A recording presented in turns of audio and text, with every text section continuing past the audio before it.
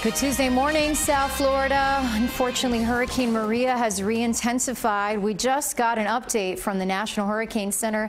Hurricane Hunter is going in and finding that the max sustained winds have increased to 160 miles per hour, and now Maria is back to a Category 5. This is a massive, dangerous, destructive hurricane.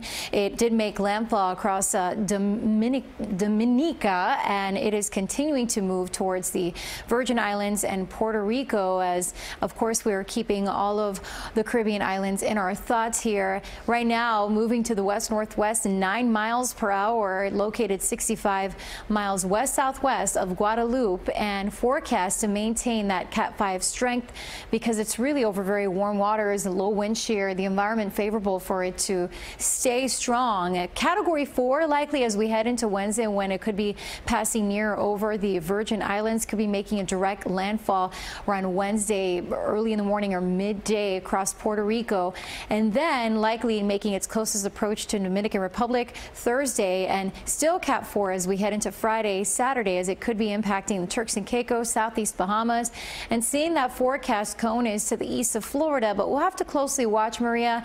As you can see, looking back at the history of major hurricanes that have developed across this region, this is where the paths have led, and that's the reason why there's a lot of uncertainty as to what could happen as we head into the weekend.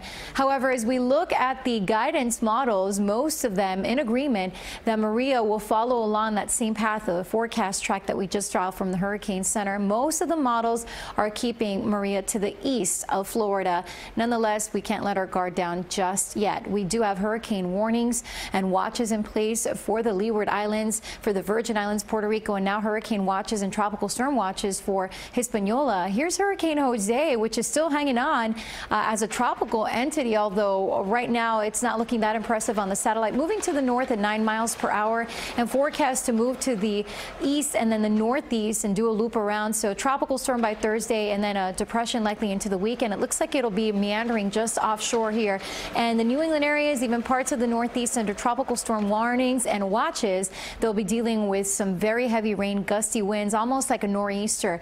So Jose is actually going to possibly be impacting when Maria takes that turn. Right now we have blocking high pressure that's steering Maria, but Jose is providing for a little bit of a break in that block, a weakness, if you will, that would allow Maria to take that turn to the north. So as for now, it looks like if Jose does stay here just offshore of New England, then that's the reasoning behind that forecast, taking it to the east of the Bahamas possibly.